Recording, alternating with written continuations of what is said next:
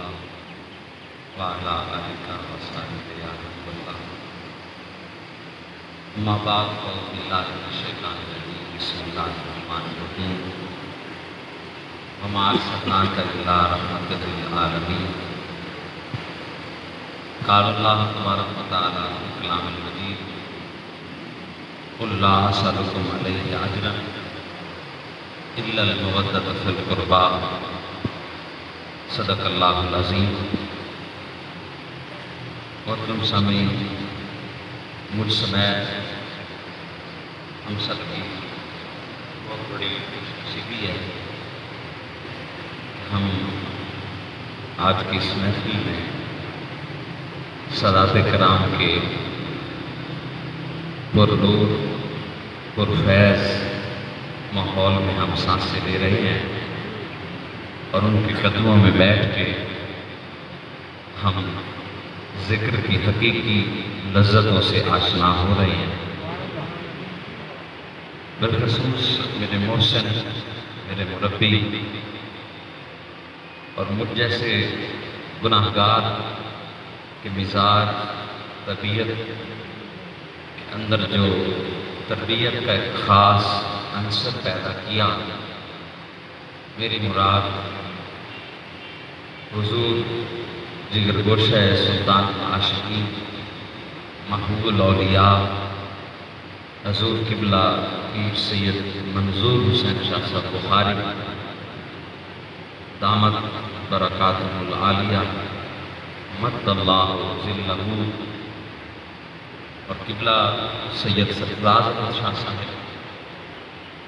Stage کی زینت معزز علماء کرام، آقا کے عشاق مقابل اور آپ سب میرے لیے انتہائی قابل احترام، آپ سب میرے آقا کے چاہنے والے ہیں، آقا کے دیوانے ہیں، آقا کی ذات، آقا کی صفات کے آپ عاشق ہیں۔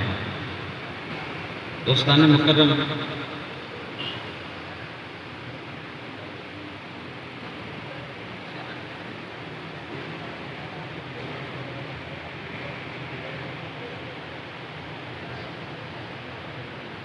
میری طبیعت اپنے مزاج پہ عجیب ہے، مجھے تھوڑا سا آگے ٹھہرنا اچھا نہیں لگتا تھا کیونکہ میں خود بھی حضور کا سے مزاج کروں اور آپ سب کو بھی موقع دوں۔ بس آپ نے میری گفتگو میں اور کوئی تمہید نہیں ہے، کوئی خطبہ نہیں ہے، بس جو تھا وہ مکمل ہوا۔ آپ نے توجہ سماعتوں کے حوالے سے بے شک الفاظ پر رکھنی ہے، مگر نگاہوں کی توجہ آقا کی آگ کی طرف رکھنی ہے۔ دوستان گرامی، مجھے نہیں پتا آپ جتنا مجھے موقع دیں گے اپنی توجہ سے، اپنی محبت سے، وہ وقت میرے پاس کم ہے یا طویل ہے۔ میزبانوں نے جو حکم کیا اس کو دیکھتا ہوں تو وقت طویل ہے، لیکن ساتھ ساتھ میں آپ کے چہرے بھی پڑھتا رہوں گا، پھر مجھے صحیح اندازہ ہوگا کہ مجھے گفتگو کا کتنا وقت ملا ہے۔ دوستان گرامی، کوشش یہ کروں گا کہ فقراء کا دیا ہوا درس اولیاء کرام کی تعلیمات کے عین مطابق اس بات پر عمل کر کے پھر آگے چلوں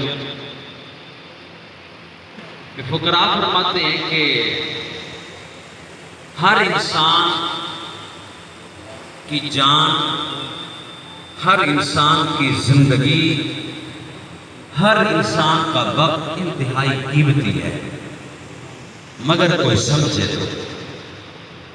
قرآن پاک کی تعلیم سے لے کر پھر فقراء نے اپنی اپنی زبان میں یہ درس دیا، حتیٰ کہ یونیورسٹیز اور کالج میں بیٹھے اپنا پیغام پہنچانے والے انسان حضور سید علامہ اقبال بھی ہمیں سمجھانے کی پوری کوشش کر رہے ہیں۔ اپنے ہی من میں ڈوب کر پا جا سراغ زندگی، ارے تو میرا نہیں بنتا نہ بن، اپنا تو بن۔ ہر شخص کا وقت قیمتی ہے، کوشش کروں گا آپ کا وقت ضائع نہ کروں۔ عالی جناب کوشش ہوتی ہے حالات حاضرہ پہ پوری نظر رکھوں اور پھر قرآن و حدیث کا پیغام دوں۔ حالات کو تفصیل سے بیان کروں گا تو اتنا وقت نہیں ہے۔ آپ کی جنرل نالج پر اعتماد کروں گا کہ آپ سب کچھ جانتے ہیں جو کچھ ہو رہا ہے، میں اس کی تفصیل میں رہوں پھر کچھ عرض نہیں کر سکوں گا۔ عالی جناب یہ جتنا کچھ ہو رہا ہے،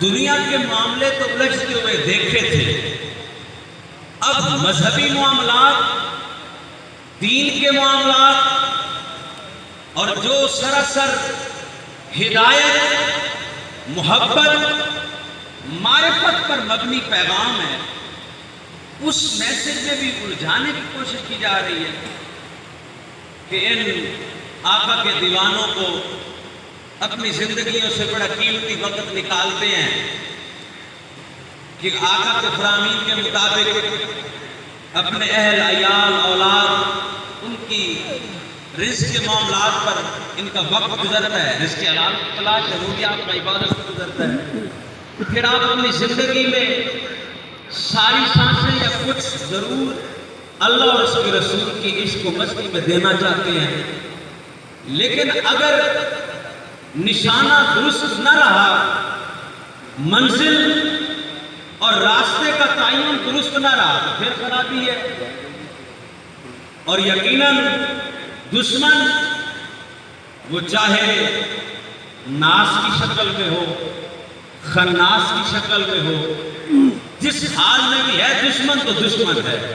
میں سورہ ناس کی 2 آیتوں کے ترجمے کو سامنے رکھ کے بات کر گیا ہوں کہ صرف جنات ہی دشمن نہیں ہے، آپ سے بڑی مخلوق کوئی شیطان صرف وہی آپ کا دشمن نہیں ہے، یہ وسوسے، یہ حسد، یہ بغض، یہ ساری کیفیتیں، یہ ہر طرح کی مخلوق سے انسان کو سامنا ہے، اور پھر اپنی جنس سے بھی بڑا اسے سامنا ہے حسد کا۔ عالی جناب 5 منٹ میں اس پر گفتگو کر کے موضوع کی طرف میں آ جاؤں گا۔ دوستو مسئلہ یہ ہے کہ ہم سب سے پہلے منزل کا تعین کر لیں کہ ہم سب کی منزل کیا ہے اور کامیابی کا راز کیا ہے۔ لوگ جب تک منزل کا تعین نہیں کرتے، خود سے تو میں خود بھی کافی عرصہ یہی کچھ کرتا رہا تو مجھے دوسروں کا حال کیوں نہیں معلوم ہوتا، گلے پھاڑنے، چیخنا، ایک آیت کیا 100 آیتیں آپ کو سنانی، پتہ نہیں کتنی احادیث پڑھ پڑھ کے سنائی، اور سمجھتے تھے کہ بڑے مخلص ہیں ہم دین کے ساتھ، بڑا اخلاص ہے ہمارے اندر تو، لیکن نہ پیغام آپ کے دلوں میں اترتا تھا، نہ آپ تیار ہوتے تھے کہ ہم نے عمل کرنا ہے کہ نہیں۔ پھر دل نے مجبور کیا، اللہ کے بندے پہلے درست نشانہ تو باندھ دے کہ تو نے جانا کہاں ہے، تیری منزل کیا ہے، تو کس مقام کی تلاش میں ہے، کم از کم کوئی تعین تو کرنا، پھر تو تھوڑا کرے گا یا زیادہ کرے گا فائدہ ضرور ہوگا، تیرا کوئی عمل ضائع نہیں ہوگا۔ تو عالی جناب ہدایت کے راستے پر، معرفت کے راستے پر، محبت کے راستے پر، اور اسلام سراسر سلامتی ہے، تو سلامتی کے راستے پر چلتے ہوئے ہر قدم ہی کامیاب ہوگا، چاہے انتہائی سادگی میں جا کے کہہ رہا ہوں، چاہے کچھوے کی چال ہی ہوئی نا، 2 دن بعد تمہیں 1 قدم آگے رکھا، 1 مہینہ بعد تمہیں یاد آیا 1 قدم اور رکھ لوں، 1 سال میں یار تم نے 1 قدم ہی رکھا، ایک بار کا تو فخر ہے نا کہ قدم آگے گیا ہے پیچھے نہیں آیا، قدم راہ سے گرا نہیں ہے، تو تیز دوڑے مگر ہر قدم الٹ ہے، تیرے پاؤں کی چال الٹ گئی، یہ تیری رفتار نقصان میں جا رہی ہے، آہستہ قدم اٹھا مگر سیدھے اٹھا۔ دوستو پھر معذرت کر کے عرض کروں گا، اتنا وقت نہیں ہے کہ میں کس بات کی نشاندہی کر رہا ہوں، چلے اختصار سے کہہ رہا ہوں، ایک در ہے، ایک گھر ہے، بس وہی منزل ہے۔ اور میری اگلی گفتگو اسی پر ہے۔ ایک ہی در ہے پوری کائنات، نجات کا سمجھ لو، بخشش کا سمجھ لو، ہدایت کا سرچشمہ سمجھ لو، معرفت کا منبع و خزینہ سمجھ لو، یا تخلیق انسانیت کا کل مقصد سمجھ لو، بس وہی ایک در ہے، ایک ہی گھر ہے۔ اکثر ہم بڑی سادگی کر جاتے ہیں۔ تھوڑے دن پہلے میرے نوجوان کزن کی روڈ ایکسیڈنٹ میں ڈیتھ ہوئی تھی۔ وہاں ہم کزن آپس میں بیٹھے تھے، بڑی کلوز نجی محفل کی بات تھی، میں اوپن کر رہا ہوں، یہ یقیناً میں آپ کی محبت کے سہارے پہ کر رہا ہوں، ورنہ بندہ ایسی باتیں بڑی احتیاط سے کرتا ہے، کیونکہ الفاظ سیدھے کم سنے جاتے ہیں، الٹے زیادہ سمجھے جاتے ہیں۔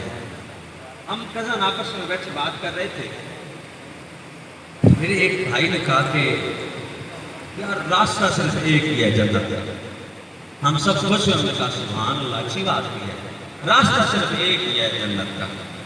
دوسرے بھائی کو پتہ نہیں کیا شوق سوار ہوا، وہ سمجھتا ہوگا میرے پاس علم زیادہ ہے، میری معلومات زیادہ ہیں، وہ کہنے لگا نہیں بہت سارے راستے ہیں جنت میں جانے کے۔ اس نے کہا پتر ہوں گلاں دا دور کوئی نہیں، ہوں دلیل دینی پائے گی۔ ہاں دلیل دے، کتنے راستے ہیں؟ تو 10 20 30 تو نے دیکھ لیے ہیں جنت کے راستے، چل 10 20 30 میں ایک ہی بتا۔ سمجھدار آدمی تھا، نسبت والا تھا، اور اچھے عقیدے سے اس کا تعلق تھا، اپنی سوچ کے مطابق اچھا جواب دے رہا تھا، لیکن نہیں، یہ کامل معرفت نہ تھی۔ جب جواب سنا تو آپ بھی کہیں گے ٹوٹلی غلط جواب دے رہا ہے۔ کہتے ہیں نہیں، جس دروازے کی تو بات کر رہا ہے وہ صرف ایک ہی دروازہ تھوڑی ہے جنت کا، دروازے تو اور بھی ہیں۔ تو اس نے کائنات کی بہت بڑی ہستی کا نام اپنی زبان سے لیا کہ کیا ان کے گھر کا دروازہ جنت میں نہیں جاتا؟ چلے میں بھی اپنی زبان کو لذت دوں گا اس ہستی کا نامی اس میں گرامی میں بھی پکارتا ہوں، وہ ذات گرامی حضرت سیدنا حضرت ابوبکر صدیق کی ذات ہے۔ کہتے یار ان کے جو دروازہ ہے وہ بھی جنت کی طرف نہیں جاتا۔ تو میں نے تو اس بھائی کو صرف مسکرا کے جواب دیا تھا، آپ کس طرح دینا پسند کریں گے؟ آپ کوئی 2 کروڑ دلیلیں دینا چاہیں گے یا میری طرح مسکرا دینا ہی کافی ہے؟ بھی اللہ کے بندے تو نے کیا اختلاف کیا؟ کوئی نئی بات کی ہے تو نے؟ کوئی بات تو وہ کر رہا تھا کہ دروازہ ایک ہی ہے۔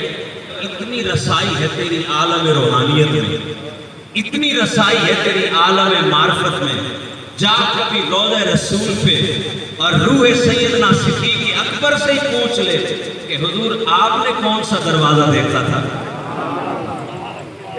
آپ نے کون سا دروازہ دیکھا اور منزل کا تعین کر لیا؟ تو حضرت سیدنا عمر فاروق سے عرض کر، اور پھر ولیوں کے قدم چوم، سادات کی نوکری کر، ہو سکتا ہے روحوں سے ملاقات کا سلسلہ تیرا چل پڑے۔ تو پھر تمام اصحاب کی بارگاہ میں سر جھکا کے عرض کرنا، حضور جب آپ کو شوق ہوا یہ ہدایت کا، یہ معرفت کا، یہ دین کا، آپ کو کتنے دروازے نظر آئے؟ فرمایا میں ہمیں بھی ایک ہی دروازہ، ایک ہی دروازہ۔ تو عالی جناب کیوں ان آقا کے معصوم غلاموں کیوں پریشان کرتے ہو؟ بات تو ایک ہے، گھما پھرا کے کبھی کہتے ہو 10 باتیں ہیں، کبھی کہتے ہو 20، کوئی 20 نہیں ہے، کوئی 10 باتیں نہیں ہیں۔ اللہ کی قسم قرآن گواہ ہے، بات صرف ایک ہی ہے۔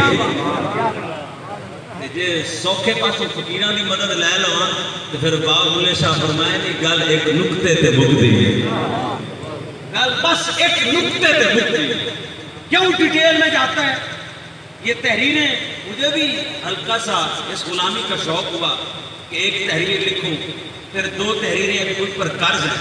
چلے تحریر کا اگر زاویہ ٹھیک ہو تو لاکھ کتابیں لکھ لو، لیکن کتاب اگر اس لیے لکھ رہے ہو کہ امت کو الجھانا ہے، الجھا کے ہی مارنا ہے، یہ کوئی مقصد نہیں، یہ دین کی خدمت نہیں۔ عالی جناب گھر ایک ہے، در ایک ہے، اور وہاں سے جنہوں نے عزت پائی ہے نا، سورج اور چاند کی بلندیاں بھی ان کی بلندیوں کا مقابلہ نہیں کر سکتی۔ اس پیاری سی روایت سے بات کو آگے بڑھا لیتا ہوں۔ 2 عظیم ہستیاں اس روایت کے راوی ہیں، کتب کے نام آپ سماعت کر لیں۔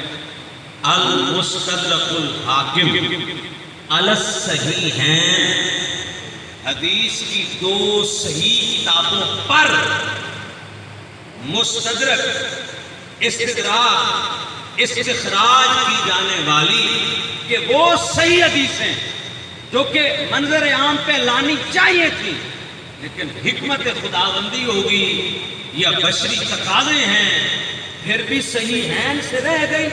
تو امام حاکم نے فرمایا یہ نوکری ہم کر لیتے ہیں کہ دعویٰ تو تھا کہ ساری صحیح حدیثیں ہم لے آئیں گے، چلو متفق علیہ میں نہیں لا سکے، ہم نوکر جو موجود ہیں 80,000 صحیح حدیثیں آتی تھی، لکھی 2700 ہیں، کہیں 1.5 لاکھ حدیث آتی تھی، لکھی 4000 ہے، چلو حاکم جیسے نوکر ہیں یہ اہل بیت کی یاد بھولنے نہیں دیں گے۔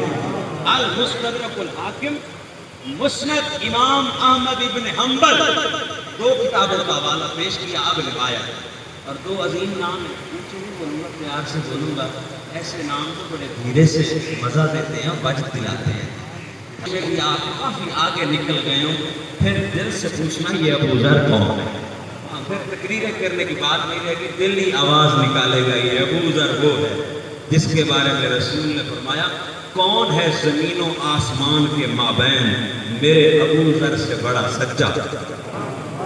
زمین و آسمان کے مابین کون ہے میرے ابو ذر سے بڑا سچا؟ یہ تعریف میرے آقا فرما رہے ہیں، اور حضرت سلمان فارسی، دونوں ہستیاں فرماتے ہیں وہ روایت دے رہے ہیں آپ کو جو ایک دن کا نظارہ نہیں ہے، 4 سالوں کا منظر ہے، 4 سالوں کے طویل مشاہدے پر یہ ایک حدیث ہے۔ حالانکہ عموماً آپ نے دیکھا ہوگا شق القمر کی جو روایت آتی ہے یا سورج پیچھے پلٹنے کی، یہ نظارہ چند لمحوں کا تھا، یہ روایتیں ایک مجلس کی ہیں، لیکن یہ جو روایت پیش کر رہا ہوں اس کا دورانیہ، اس کا ذوق، اس کا تجربہ، اس کا پریکٹیکل 4 سالوں پر ہے۔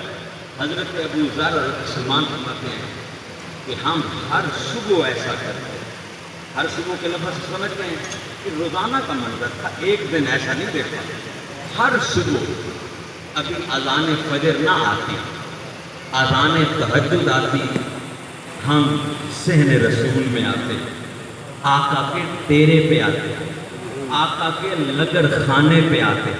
مسجد نبوی کا میں یہی تعارف جانتا ہوں، آپ کا مجھے نہیں پتا آپ کیا سمجھتے ہیں کہ وہ مسجد نبوی جہاں جنگ کی مشقیں بھی ہو رہی ہیں، آپ کو 2 رکعت نفل کی وہ صحن نظر آتا ہے کہ مسجد نبوی وہ ہے جہاں 2 رکعتیں ادا کی جاتی ہیں۔ میرے آقا نے اسلام کا کیا کیا کام لیا ہے اسے خوب پڑھنا پڑے گا۔ آقا کے لنگر خانے پہ، آقا کے ڈیرے پر، یہ لفظ ہماری لینگویج میں بڑا اچھا لگتا ہے مجھے، تو میں یہی کہوں گا، حالت اس جیسی نہ عرش پہ کوئی پاک جگہ ہے نہ فرش پہ کوئی پاک جگہ۔ آقا کے دولت قدے پہ فرمایا مسجد نبوی میں تشریف لے آتے، اور پتہ ہے ہر صبح کیا نظارہ دیتے، ایک ہی در ہے، میں صرف بات دوہرا رہا ہوں، روایت تو آگے ہے میں بات دوہرا رہا ہوں، ایک ہی در ہے، ایک ہی گھر ہے، بس منزل کا تعین یہ ہے۔ ہم ہر صبح آتے مسجد نبوی، اذان تہجد پہ ہمیں آقا کے ارادے کا علم ہو چکا تھا، آقا کے مزاج سے ہم واقف تھے کہ جیسے اذان تہجد آتی ہے آقا اپنے حجرہ مبارکہ سے باہر تشریف لے رہے ہیں۔ ہم اس نظارے کو تکنے کے لیے اپنی پوزیشنیں سنبھال لیتے تھے، پہلی پوزیشن دوسری، کون پہلے پہنچتا ہے اور آقا کا دیدار سب سے پہلے کون کرتا ہے۔ یہ نظارے ہیں، دل سمجھے گا، کان نہیں سمجھا کرتے ہیں باتوں کو، دل سمجھا کرتے ہیں ایسے نظاروں کو۔ اب دونوں ہستیاں مسجد میں تشریف لاتی اور تحیت الوضو، تحیت المسجد، یہ مسائل ہیں، لیکن عشق میں ذرا جلد بازی اچھی نہیں ہوتی، نہ وہ تحیت الوضو کے 2 نفل پڑھتے پہلے، نہ تحیت المسجد کے، پہلے جو اصل کام ہے وہ تو کر لیں۔ سائیں آئے کہ اس نظارے جیسی کوئی عبادت ہے، یہ تحیہ وضو کے نفل اس کی برابری کر لیں گے، یہ تحیہ ارادہ مسجد میں دخول پر 2 نفل کہتے ہیں شکرانے کے ہونے چاہیے، آقا کی سنت سے ثابت ہے نا، تو بالکل ہونے چاہیے، لیکن آقا کا دیدار ہے جیسے بھی کوئی عبادت ہے۔ فرماتے ہم ہاتھ باندھ کے نا جہاں سے آقا کا نور ہم پہ آشکار ہوتا تھا، ہماری نظریں ادھر جم جایا کہ یہیں سے نور کو ملاحظہ کرنا۔ آقا تشریف لاتے، میں باتیں دھیمے سے دے رہا ہوں، اس کا مقصد یہ تو نہیں کیونکہ میں ذرا جوش خطابت میں نہیں ہوں تو میری باتیں بھلا دی جائیں، میں ذرا باتوں پہ زور نہیں لگا رہا، اشعار نہیں پڑھ رہا، تو بھلانے والی نہیں ہے، دل میں اتارنے والی باتیں ہیں۔ اور میں سائیں ہر روز ایسے تشریف لاتے، ایک دن نہیں، ہر روز ایسے تشریف لاتے کہ حضور پہلے مصلی پر یا پہلی صف پر یا دوسری صف پر براجمان نہ ہوتے، بلکہ آقا کے حجرے کا وہ جو کھڑکی مبارکہ تھی اس سے مسجد آنے کا راستہ اور تھا، آقا کا در اقدس اور تھا۔ آقا حجرہ سے تشریف لاتے اور وہ دروازہ جو مجھے جو میں خود کر کے دیکھ کے آیا ہوں، حضور کی اللہ سے حسین احمد مدنی شاہ تھا، میں پہلے 2 دروازے سمجھتا رہا، حسین نے فرمایا نہیں، وہ عربوں کے فن تعمیرات کے مطابق، اور ہم نے جا کے دیکھا ہے کہ در مصطفیٰ اور در مرتضیٰ الگ نہیں ہے۔ آپ کہیں گے آمین اس بات کا نہیں آپ پتہ چلا ہے، نہیں عالی جان سیدوں کے قدم چوم کے یہ تو پتہ تھا کہ روحانی طور پر دونوں دروازے الگ نہیں ہیں، چشمہ فیض میں تو دونوں دروازے الگ نہیں ہیں۔ میں تو تعمیر کے حوالے سے جاننا چاہتا تھا کہ جو در مصطفیٰ ہے، جو در مرتضیٰ ہے، کیا وہ اپنے جغرافیائی حدود کے اعتبار سے، ظاہری تعمیر کے اعتبار سے، ظاہری نقشے کے مطابق کیا وہ بھی ایک تھا؟ فرمایا ہاں، اصل در ایک تھا، آگے پھر 2 راستے، ایک در مصطفیٰ کی طرف، ایک در علی مرتضیٰ کی طرف، لیکن انٹری کا دروازہ ایک تھا، چوکھٹ ایک تھی۔ کائنات میں جس کو چاہیے وہ مرتضیٰ سے مانگ رہا ہے یا جناب مصطفیٰ سے، چوکھٹ ایک ہی ہے، در ہے۔ اور تہجد کی اذان ہو گئی، صبح کی اذان ہونا ہے، آقا اسی در مبارک جو کہ در مرتضیٰ بھی ہے، در سیدہ زہرا بھی ہے، در سیدنا امام حسنین کریمین بھی ہے، تو آقا اس کی چوکھٹ کو دونوں ہاتھوں سے تھام لیتے، اس دروازے کو دونوں کناروں سے تھام کے پھر آپ فرمایا کرتے، ایک دن ہر صبح فرمایا کرتے کہ امت سمجھے اس بات کو، ایک لمحہ ایسا نہیں کیا اپنی زندگانی جب سے آیت قرآن آیت نازل ہوئی تب سے حضور کا معمول فرمایا ہر صبح آقا فرماتے السلام علیکہ، السلام علیکہ یا اہل بیت النبوہ، اے نبی کے گھر والوں تم پر محمد مصطفیٰ کا سلام۔ یہ ہر صبح کا حضرت ابو ذر حضرت سلمان اس روایت پر پیار لیتے ہیں، کہتے ہیں ایک دن ہم نے عرض کیا آقا کی بارگاہ میں کہ آقا آپ کا یہ معمول ہم بہت پہلے سے دیکھ رہے ہیں، حضور اس کی وجہ کیا ہے؟ آقا نے فرمایا جب سے یہ آیت کریمہ نازل ہوئی ہے قُلْ لَا أَسْأَلُكُمْ عَلَيْهِ أَجْرًا إِلَّا الْمَوَدَّةَ فِي الْقُرْبَى، کہ جن سے مودت کرنی ہے، جن کی محبت فرض ہے، قرآن نے مانگی ہے، قرآن اگر حکم دے یقیم الصلاۃ نماز قائم کرو تو فرض کرتی ہے نا، اور قرآن ہی فرمائے کہ ان سے مودت کرو تو یہ نفلی ہے، یہ بھی قرآن کا حکم ہے، واجب ہے، لازم ہے، امت پر فرض ہے کہ حضور کی قربت سے مودت رکھی جائے۔ تو پھر آقا نے فرمایا کہ جب سے یہ آیت نازل ہوئی ہم نے یوں ہی سلام کیا۔ آج جا رہے ہیں، پہلے بھی کئی بار حضور کے قدموں میں کھڑے ہو کے تو عرض کر گیا، کچھ نئے دوستوں کا خیال کر کے یہ روایت پھر سنائی ہے۔ میں ہر بار یہ عرض کرتا ہوں کہ اس کی وجہ کیا ہے؟ آقا یہ عمل ایک دن فرما لیتے یا اس کے طریقے مختلف، اپنے گھر بیٹھ کے مسجد میں بیٹھ کے درس دے دیتے کہ ایسے سلام بھیجا کرو، لیکن بات سمجھ آتی ہے، آپ مجھ سے زیادہ سمجھ جائیں گے۔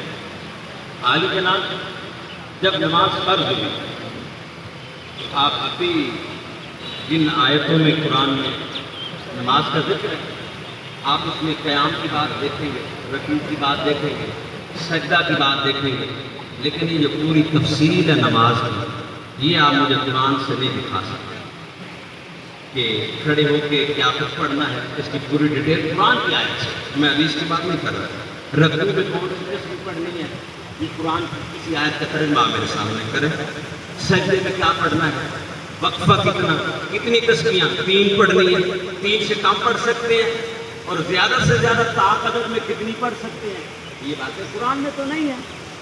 تو گویا اللہ نے نماز کا حکم دیا قرآن میں، آقا نے وہ عمل سمجھایا بھی اور کر کے کیا، پلیز آقا نے کر کے دکھایا۔ قرآن اگر تھیوری ہے تو میرے آقا کا عمل پریکٹیکل، روزے کا حکم ہے، اتنا بھی ہے کہ وہ کب رکھنا ہے کب کھولنا ہے، مگر اس کے مکروہات کیا ہیں، اس کے کیا لوازمات ہیں، یہ آقا نے خود روزہ رکھ کے دکھا دیا کہ اے میری امت عمل ایسے کرنا ہے۔ پھر زکوٰۃ کی بات ہے، پھر حج کی بات ہے، ہر چیز تفصیل سے سمجھائی۔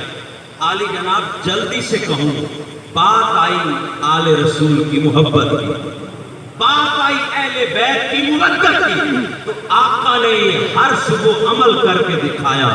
جب نبیوں کا سلطان یوں محبت کرے اہل بیت سے، جب رسولوں کا سردار سلام بھیجتا ہے اور چوکھٹ پہ کھڑے ہو کے، عالی جناب حضور کا اپنا گھر ہے، آقا کی شہزادی اندر ہے، حضور اندر جا کے سلام نہیں کرتے، حضور چوکھٹ سے باہر کھڑے ہو کے سلام پیش کر رہے ہیں کہ اے میری امت، میری محبت دیکھو، میرا عمل دیکھو، میرا رب تم سے ایسی عقیدت چاہتا ہے کہ نبی کی آل سے یوں عقیدت رکھو، اور آقا کی اہل بیت سے ایسے محبت رکھو۔ کیوں؟ یہ در، یہ گھر تمہاری منزل ہے، یہ ہدایت کا اول ہے، یہ ہدایت کا آخر ہے، اگر اس سے پھر گئے تو ہر قدم ٹیڑھا ہے، اگر اسے جان لیا تو پھر تیری سست رفتار بھی اللہ کی بارگاہ میں مقبول ہے اور کامیاب ہے۔ کیوں؟ کیونکہ تو جو بھی قدم اٹھا رہا ہے وہ سیدھا منزل کی طرف جا رہا ہے۔ اور عالی جناب یہ محبت ہے ان کی آل کی، تو جیسے نوازے، مگر ہمارے دل ہمیشہ مائل ہوں غلامی پر، ہمارے دل ہمیشہ مائل ہوں عاجزی پر۔ سادات کرام انہی کے تعارف میں پہلے میں نے آیت پڑھی ہے، وَمَا أَرْسَلْنَاكَ إِلَّا رَحْمَةً لِّلْعَالَمِينَ۔ دوست اکثر پوچھتے ہیں یہ فلاں مسئلے پہ پورے ملک میں بحث ہے، فلاں مسئلے میں بحث ہے، میں پوری غلامی کر رہا ہوں، مجھے نہیں پتا کہ ایسے عالم میں جوش کیا جاتا ہے، کیا کیا جاتا ہے۔ سائیں اپنی رحمت دے کہ میں تو اپنی نوکری پہ ہی کھڑا ہوں بس۔ عالی جناب آپ ہر حال میں بس ذکر سن رہے ہیں، مجھے اس بات کی خوشی ہے۔ دوست کہتے ہیں اچھا آقا نے فلاں دشمن کو بھی معاف کر دیا۔ اب میں اس اہم باتوں کی طرف آ رہا ہوں جو پورے ملک میں سوشل میڈیا پر تشویش کا باعث ہے اور اچھا بھی نہیں لگتا، قوم پریشان ہو اور بندہ اپنے کسے چھیڑ کے کھڑا ہو، نہیں ایسا مجھے بھی اچھا نہیں لگتا۔ عالی جناب آقا نے اگر اس ایک دشمن کو معاف کیا، اب تو اللہ معاف کرے، اللہ معاف کرے، بندہ بات سمجھاتے ہوئے حضور نام ہی نہیں لے سکتا، کیونکہ آقا کی ذات کو چھوڑ کے کچھ دوستوں کو ذاتی رشتہ داریاں پالنے کا شوق ہو گیا۔ مثلا میں مثال دے رہا ہوں، مثال اگر نمرود اور فرعون انہیں اللہ نے معاف تو نہیں کیا، لیکن اگر ان کی تقدیر میں ہوتا کہ نمرود کو بارگاہ ابراہیم سے معافی مل جاتی اگر وہ توبہ کرتا، اور فرعون کو بارگاہ موسیٰ سے معافی مل جاتی اگر وہ توبہ کر لیتا، تو قیامت تو یہ آن پڑی ہے کہ اگر میں نمرود کی سابقہ زندگی دیکھ کے اور فرعون کی، بڑی گہری بات کر رہا ہوں، یہ پتہ ہے آپ ساری سمجھ رہے ہیں، اور میں فرعون کی سابقہ زندگی دیکھ کے اگر نمرود کو مشرک کہہ دوں اور فرعون کو، تو دوست کہیں گے تمہیں نہیں پتا کہ ہماری تو اللہ رسول سے ہٹ کے بھی ذاتی رشتہ داریوں ہوئی کھڑی ہے، ہم تمہیں یوں ذکر نہیں کرنے دیں گے۔ اور پتہ ہے اس کا نقصان کیا ہوگا؟ یہ کوئی علمیت نہیں ہے، یہ کوئی مناظرانہ پن نہیں ہے، یہ آپ نا حقیقت سے آنکھیں چرا رہے ہیں۔ میں دو ٹوک یہ لفظ کہنا چاہوں گا، میرے آقا نے اس پرسنالٹی کو معاف کیا، میرے آقا نے اس شخصیت کو معاف کیا، میرے آقا نے دوسری پرسنالٹی کو معاف کیا، ٹھیک ہے، اور جسے آقا معاف کر دے وہ تو پھر پلکوں پہ بٹھانے کے قابل ہے نا، اس سے زیادہ خوبصورت لفظ میں کیا بول سکتا ہوں؟ بھائی جسے آقا نے معاف کیا میں اپنی پلکوں پہ بٹھاؤں، لیکن خدا کا واسطہ ہے دل میں یہ پیغام تو پختہ رکھو نا کہ پھر احسان کس کا ہے؟ میں بات سمجھا نہیں سکتا، احسان کیوں بول رہے ہو؟ میں گناہگار ہوں، مجھے اپنے اعمال پہ مان نہیں ہے کہ میں جنت میں چلا جاؤں گا۔ رب کعبہ کی قسم مجھے مان ہے تو پنج تن پاک میں کہ میرے والی بڑے دادے ہیں، وہ مجھے کسی گڑھے میں نہیں جانے دیں۔ تو یہ کیا بات ہوئی کہ اگر کسی روایت میں میرے لیے تسلی آ گئی ہے کہ آقا نے شفاعت کرنی ہے میں بخشا ہی جاؤں گا، اس کا کیا مطلب ہے؟ میں چھلانگے مار کے کہوں، ممبروں پہ چیختے کہوں جی بس میں تو بخشا ہی گیا؟ یہ مجھ سے نہ پوچھو بخشوایا کس نے؟ سن رہے ہیں نا یار، اللہ میں نے کبھی خطاب کیا ہی نہیں، میں تو یا تو دل لیتا ہوں یا دل دیتا ہوں۔ تو مجھے ممبر پہ یہ تو نہیں کہنا چاہیے نا کہ میں نے کوئی سفارش کی تھی، میں نے کوئی رشوت دی تھی تو آقا کے لیے مجبوری بن گئی کہ عامر کو بخشنا پڑے گا۔ نہیں اللہ کے بندے، میرا کچھ بھی نہیں ہے، بخشا جاؤں تو احسان سائیوں کا ہے، جنت میں چلا جاؤں احسان آل رسول کا ہے۔ تو ممبر پہ کھل کے کہنے دے، تیرے عقیدے کو کچھ نہیں ہونے لگا۔ اور یہ بات تو میرے لیے فرض ہو گئی نا۔ امام شافعی، امام احمد ابن حنبل کے پیغام یہ وقت آ گیا کہ محفل میں دینے ہوں گے۔ امام احمد ابن حنبل فرماتے ہیں کہ اگر اہل بیت کا ذکر کرنا اور مولا علی کی شان بیان کرنا ہے رافضیت، تو فرمایا سن لو، مجھ احمد ابن حنبل سے بڑھ کر دنیا میں کوئی رافضی نہیں ہے۔ یہ کتنی بڑی ہستی تمہاری، تمہیں دل میں گھٹن ہو کیوں گئی؟ یہ کیا وجہ ہے؟ کون سا مسئلہ ہے جسے علی والے جانتے نہیں ہیں؟ کون سا ایسا مسئلہ ہے جو نظر سے گزرا نہ ہو؟ ایک بات تاریخ سے بتائیں، کس مقام پہ رسول نے کہاں معاف کیا؟ تمہیں ڈیٹ بھی بتاؤں، آنے والے کی کیفیت بھی بتاؤں، سرکار کی رحمت بھی بتاؤں۔ سب جانتے ہیں لیکن کہتے ہیں قوم کا وقت ضائع نہ کرو، قوم کے دل میں صرف ایک بات بٹھاؤ، بس جس پہ بھی احسان ہے یہ رب کے محبوب کا احسان، یہ اپنی بدماشیاں نہ کرو، بس بخشا گیا بات ختم، بخشا گیا۔ پھر نہیں آپ نے تھوڑا پڑھا ہے، آپ کو نہیں پتا فلاں مقام پہ سلو ہو گئی۔ اچھا، جو رسول کے شہر علم کا دروازہ ہے مولا علی، پھر اس کی محبت جس دل میں آئے وہ دل کیا غافل ہو سکتا ہے؟ اسے پتہ نہیں کب کیا ہوا۔ علی جناب اتنا کہتے پھرتے ہیں زمانے میں ہم علی والے، ہاں بخشا ہمیں ہے، ہمیں سب یاد ہے، بخشا ہمیں ہے، ہمیں پتہ ہے کب سلو کی، یہ سب پتہ ہے۔ تو مناظرے کرے گا تو پتہ چلے گا کہ سلو ہو گئے، نہیں جی آپ نہ بولنا سلو ہو گئی، نہیں بات سلو کی نہیں ہے۔ ہم صرف اتنا کہتے ہیں جب ان کا کھا رہا ہوتا ہے نا، ساتھ یہ بھی کہا کر فلاں پر بھی صرف انہی کا احسان، اس پر بھی صرف انہی کا احسان۔ اچھا یار سلو کر لی، یہ بھی رسول کی آل کا ہے، یہ تو آقا کے شہزادے کا احسان ہے۔ ہاں جب نعمت مل گئی پھر فحدث، پھر نعمت کے چرچے کرنے بنتے ہیں، لیکن ایسا نہ ہو کہ 14 صدیاں گزرے تو کتابیں چینج کرنی شروع کر دی، پھر ممبروں پہ باز چینج ہوتے ہیں۔ نہیں معاملہ ہمارا رائٹ بنتا تھا، رائٹ نہیں بنتا تھا، بس جیسے میرے آقا رحمت ہے سیم یہ سب پانچوں رحمت ہے، یہ ہر جا انہوں نے رحمت فرمائی ہے اور انہی کی رحمت کے تصدق یہ سارے معاملے چلتے ہیں۔ عالی جناب میں عرض کر رہا تھا کہ معاملات کو خوب جانتے ہیں مگر منوانا صرف یہی چاہتے ہیں کہ احسان اسی گھر کا ہے، کرم صرف اسی گھر کا ہے۔ کربلا، محرم، ایام چل رہے ہیں، دل چاہ رہا تھا کہ اس پر ضرور بات ہونی چاہیے، اور کرنی بھی چاہیے، مگر میں کسی اس بندے کے فتوے پر بھی نہیں جاؤں گا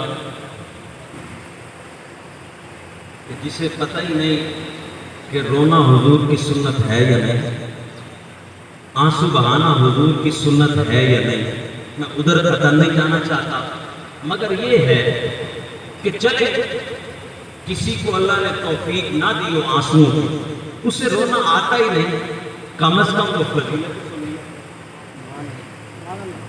بھائی تم درد کو تو سمجھ سکتا نہیں، کیونکہ درد کو تو صرف درد والے ہی سمجھتے ہیں۔ جو میرے آقا کے جتنا قریب ہوتا ہے وہ صرف آقا سے نعمتیں نہیں لیتا، وہ میرے آقا کے درد میں بھی شریک ہوتا ہے۔ سبحان اللہ۔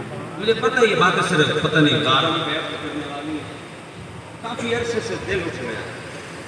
مجھے اکثر میرے دوست کہتے تھے جب تو مرشد کی بارگاہ میں جایا کرتا، کہہ رہا ہوں زمانے کے لیے اپنے لیے ہے، میں جب بھی مرشد کی بارگاہ میں جاتا ہوں، میرے مرشد نے پردہ کیا سن 2016 میں، لیکن خاک الفت مجھے اچھا نہیں لگتا اپنے مرشد کی ذات کے لیے، تو میں جب بھی اپنے مرشد کے پاس جاتا ہوں تو دوست پوچھتے ہیں کیا مانگتا ہے، اپنے لیے کچھ مانگا؟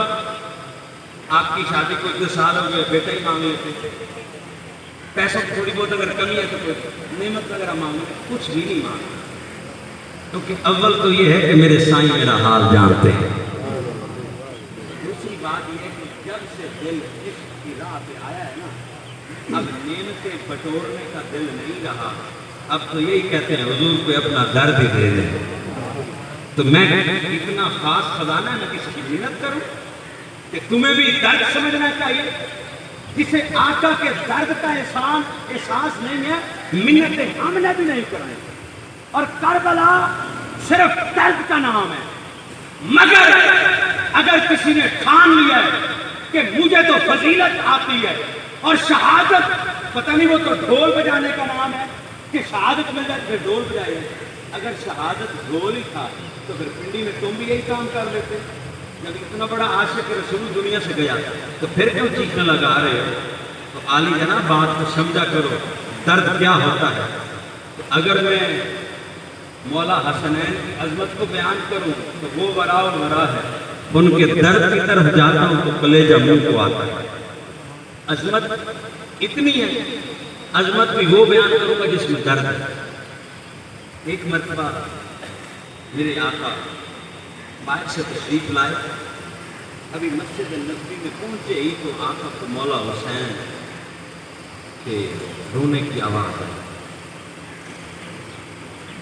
میں نے اس پر ایک جملہ قسمت نے کہا تھا کہ چھوٹا بچہ روئے نا تو میں نے ڈاکٹروں سے خود اپنے کانوں سے سنا، تو کہتے ہیں کہ بچہ روئے بھی کہ یہ کوئی ایسی بات نہیں ہے کہ بچہ ہر وقت پیاس سے بلک کے روتا ہے یا بچے کو غذا سے دور رکھا جائے تو روتا ہے، نہیں، بچہ صحت مند ہو پھر بھی روتا ہے، اور بچے کو رونا اس کی صحت ہے۔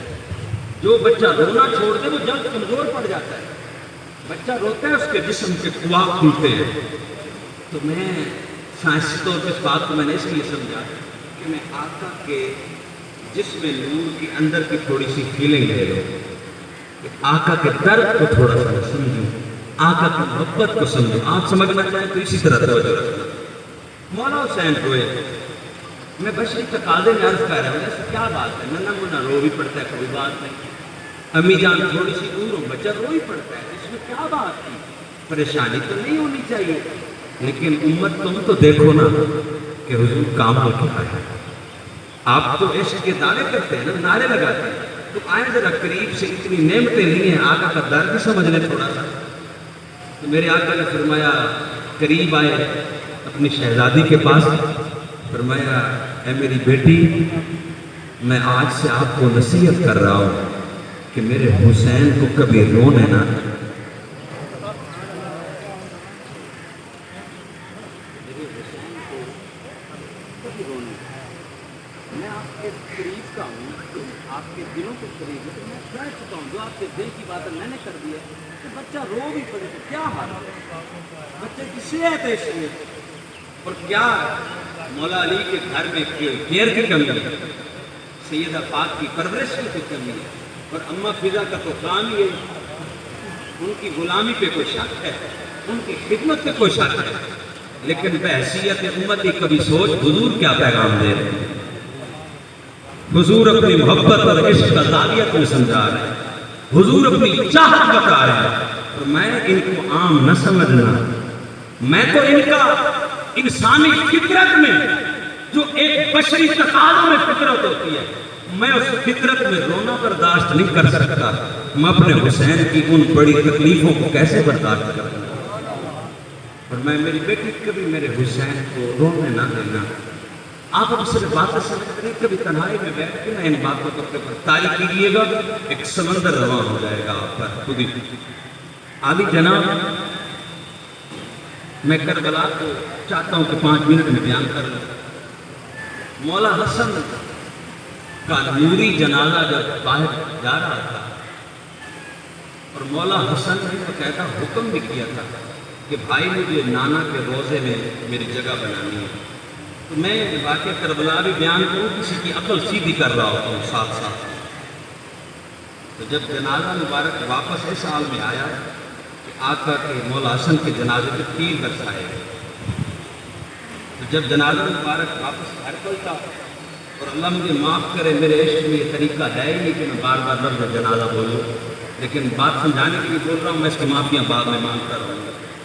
تو مولا حسن کا جسم انور واپس گھر تشریف لے آیا، تو پتہ ہے حضرت شہنشاہ سیدہ زینب سلام اللہ علیہا نے جو تاریخی الفاظ فرمائے، میں لفظ کہتا نہیں لیکن اب کہہ رہا ہوں، کائنات کا ملا ذرا ان لفظوں کو سنے تو صحیح نا، کہ سیدہ زینب فرما رہی ہیں کہ اے میرے بھائی حسین، میں پریشان ہوں، تو پتہ ہے میری پریشانی بلا کس وجہ سے؟ میں پریشان اس لیے نہیں ہوں کہ میرے بھائی کے جسم مبارک پر جب وہ رب سے ملاقات کر چکے ہیں، پھر بھی ان پر اتنا ظلم کہ ان کے جسم مبارک پہ تیر برسائے گئے ہیں۔ یہ کون سے صلے ہیں؟ یہ کون سی عبادتوں کے صلے، یہ کون سی نعمتیں میرے نانا سے لینے کے صلے مل رہے ہیں؟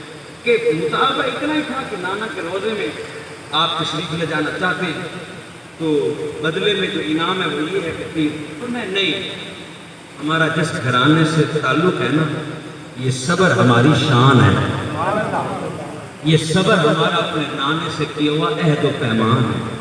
تو میں بے صبری ہو کہ میں پریشان نہیں، لیکن میں تو اپنے نانا کے فرمان کو یاد کر کے رو رہی ہوں اور پریشان کھڑی ہوں کہ نانا حضور نے فرمایا تھا کہ یہ میرا بیٹا حسن امیر بیٹا ہے، یہ میرا حسن امیر بیٹا ہے، اور امیر سے مراد عمارت سمجھ لو، بادشاہی سمجھ لو، دولت کے اعتبار سے اور اپنے رہن سہن لنگر کے اعتبار سے ساری بادشاہیاں مولا حسن کے پاس۔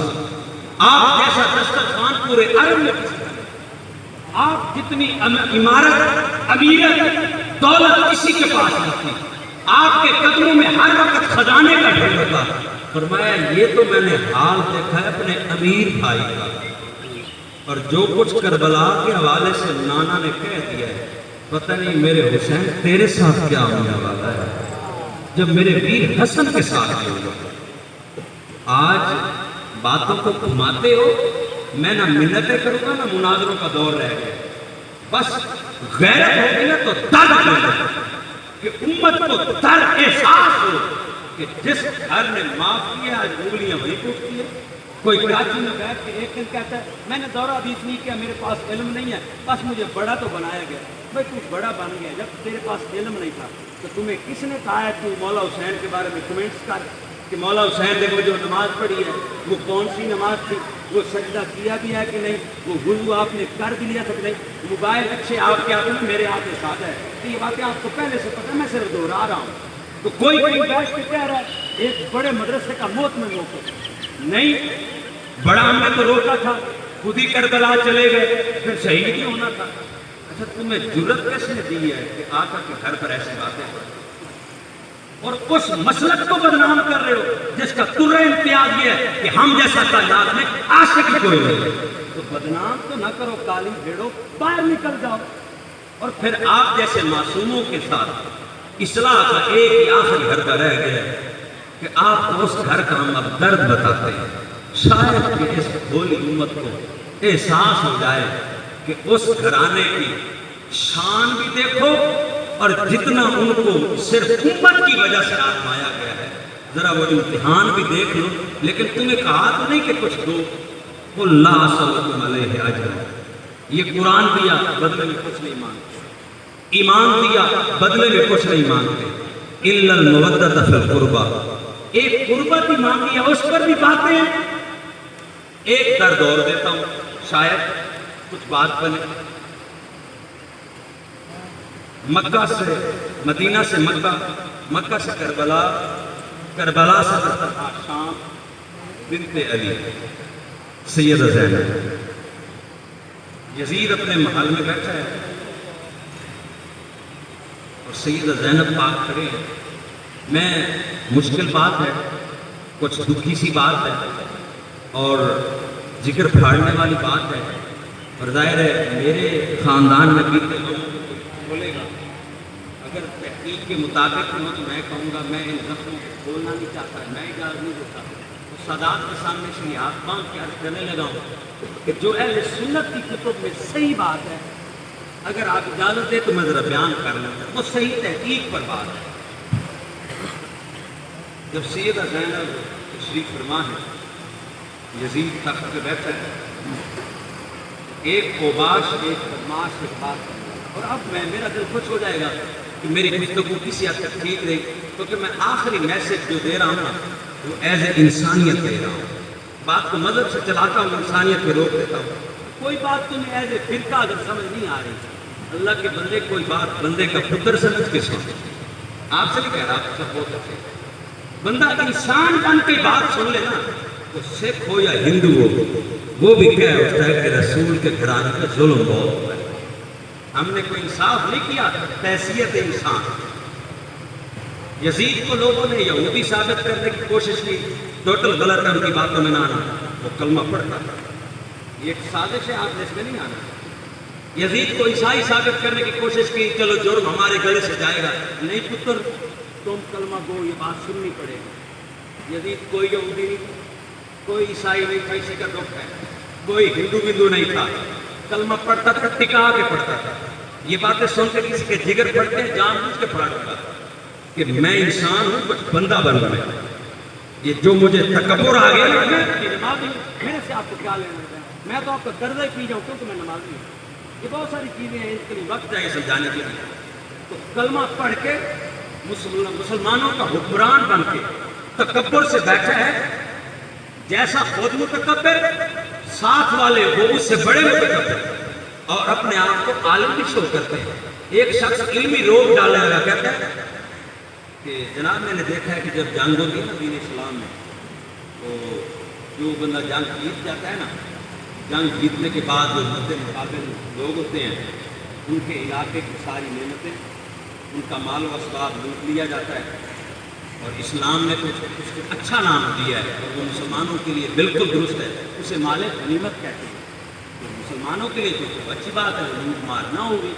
تو ان کے چاہے گھوڑے, ان کے اونٹ, ان کی سواریاں, حتیٰ کہ ان کے گھر کی عزتیں تک وہ مال غنیمت کے طور پر آتی ہیں, اور سپاہیوں میں پھر نکاح کی صورت میں یا باندھیوں کی صورت میں تقسیم ہوتی ہے.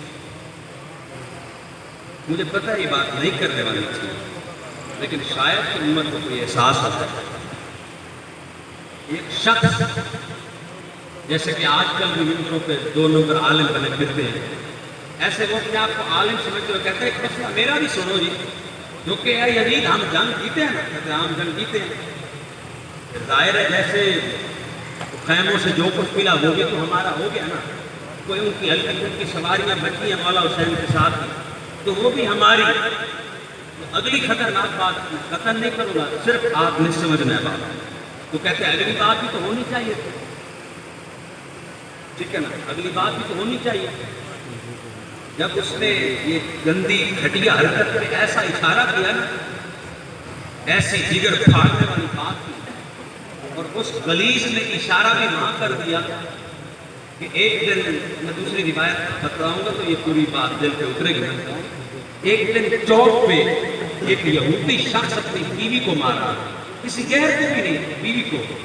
تو مولا علی کی غیرت نے یہ بات برداشت کی. ٹھیک ہے, تمہارا مذہب اور ہے, تم یہودی ہو, ٹھیک ہے ہوگی وہ تیری بیوی، لیکن لوگوں کے سامنے ہاتھ اٹھا رہا ہے، یہ عورت کی توہین مجھ علی سے برداشت نہیں ہوتی، اور بیٹی چاہے یہودی کی ہو، علی کی غیرت برداشت ہو۔ یہ آپ کا حوصلہ ہے، آپ سے کس طرح باتیں ہیں، آپ پر اتر جائیں گی، میں بھی حیران رہوں گا۔ میں علی کی غیرت کی برداشت نہیں کرتی کہ یہودی کی بیٹی ہے، کیوں تو چوک پہ نہیں آیا، چاہے تیری بیوی بھی ہے، اور تو نے ہاتھ اٹھایا ہی کیوں؟ علی سے یہ برداشت نہیں ہوتا۔ میں صدقے جاؤں تیرے امتحان لینے سے، وہیں سے آزماتا ہے جو چیز تھی بھی ناقابل برداشت۔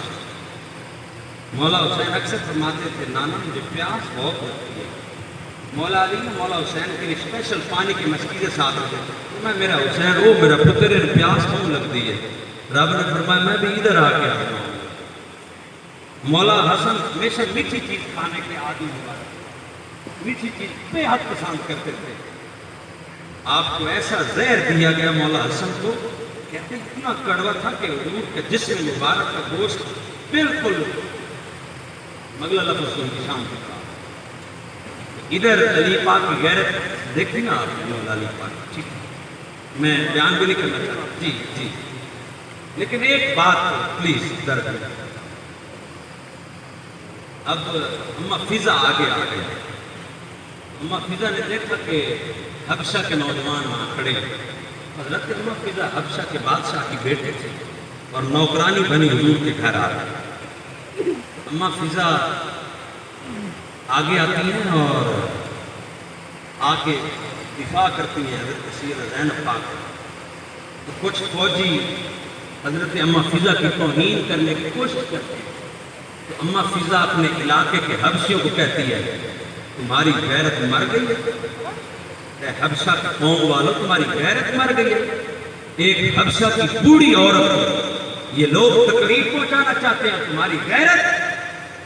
تو ان حبشیوں نے جب آپ کی زبان میں آپ کی بات کو سمجھا تو انہوں نے اپنے نیزوں کا رخ یزید کی طرف رکھا کہ ہمیں نہیں پتا یہ کون ہے مسافر جن پہ جو ظلم کر رہا ہے، یہ باغی ہے یا جو ہے یہ تو جان، لیکن ہمیں اتنا پتا ہے یہ جو بوڑھی اماں ہے یہ ہمارے قبیلے کے ہے، یہ ہمارے علاقے کے، اس پہ ہم کو ظلم نہیں کرنے دیں گے۔ یزید کے دربار سے اماں فضا کے حامی نکل آئے، اماں فضا کے پہرے دار نکل آئے۔ مجھے پتہ ہے چودھری صاحب نے صحیح ہاتھ باندھ کے کہا کہ نہ بیان کر، دل پھاڑنے کے چکر میں کھڑا ہوگا تو دل پھٹانے کے چکر میں کھڑا ہے، تو درد بندوں کو میں نے کیا اور مارنا ہے، یہ تو میں اپنے جیسے پتھر دل کو کہہ رہا ہوں کہ شرم نہیں آتی، رسول کے گھر کو سمجھ لے خدا کا خوف کر، منزلوں سے پھر گئے، درد ختم ہوا پتھر ہو گئے، ہدایت کے قابل ہی نہیں رہتے۔ تو پھر اس وقت سیدہ زینب نے ایک فریاد کی اپنے نانا سے کہ نانا جان اتنا ملاحظہ کر لیجئے، میں لفظوں کو نرم کر دیتا ہوں کہ زیادہ کیفیت درد میں کچھ ہونا، میں خود کنٹرول میں آتا ہوں، آپ بھی کنٹرول ہو جائیں گے۔ سیدہ زینب پاک نے نانا جان سے اتنی عرض ضرور کی، نانا دیکھ لیں شام کے دربار میں اماں فضا کے حامی تو آ گئے ہیں، لیکن آج آپ کی بیٹی تنہا کھڑی ہے اور گلہ نہیں کر سکتے کہ کوئی غیر ہے، کلمہ بھی آپ کا، حکومت بھی آپ کے دین کے نام پر، اور عالم یہ ہے۔ تو عالی جناب میں اشارہ لے کے عمل کر رہا ہوں، بس میں اینڈ پھر اسی پہ کر رہا ہوں۔ دل تھا کہ بہت ساری روایتیں اہل بیت پر اور سناؤں، ایک ذخیرہ لے لیں آپ اپنے دل میں، لیکن کیا ہوا کہ بہتر سمجھا کچھ درد بن جائے، کل کلام میرے جیسا دو نمبری کرنے لگے تو آپ گربان پکڑ لیں آپ۔ میں جو آپ کو کہتا ہوں کہ آؤ میں تمہیں اس دکان پہ لے جاتا ہوں، وہاں سودا ٹھیک نہیں ہے، آپ کو کیا ہو گیا، میری باتوں میں آپ کیوں آ رہے ہیں؟ اگر جس دکان پہ میں آپ کو لے کے جا رہا ہوں، اگر اس دکان کی نسبت اس خزانے کی نسبت اگر خزانہ دین اسلام سے بالکل ملتی ہے پھر تو آپ میری باتوں میں آئیں، ورنہ یہ لوگوں کی ریاکاریوں کا ساتھ دینے کا آپ نے ٹھیکہ اٹھا رکھا ہے۔ कोई 10 करोड़ कारकुन बना के बैठा है, उसको कामयाब करने का आपने ठेका उठाया? नहीं, हमारी आखिरत, हमारी जन्नत बस हुजूर के दर तक है, हुजूर की चौखट तक है, अहले बैत तक है, हुजूर की आल तक है। और दुआ है कि अल्लाह पाक हम सबको मुवद्दत अहले बैत में जिंदा रखे, मुवद्दत अहले बैत में मौत अता फरमाए और क़यामत के दिन अपने रब के सामने हाजिर हो तो दिलों में सिर्फ मुवद्दत अहले बैत का खजाना हो।